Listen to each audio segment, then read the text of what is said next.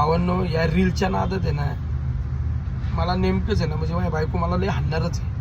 काय वाचलोय लय. कारण सांगतो, मी घरामध्ये साधारण आहे ना 15-20 मिनटं इंस्टाग्रामवर रील बघत होतो. बायको आली, बसली, ती पण माझ्या मोबाईलमध्ये रील बघत बसली. आता 1 तास झाला आम्ही दोघं रील बघतोय. तर मी विसरलो शादरे बायको बसली म्हणून बघायचं. तर मी काय केलं, रील बघत बघत गेलो, तर एक कमेंट आली. त्या कमेंट वाचली तर तिथं लिहिलं होतं की तुम्ही सिंगल आहात का?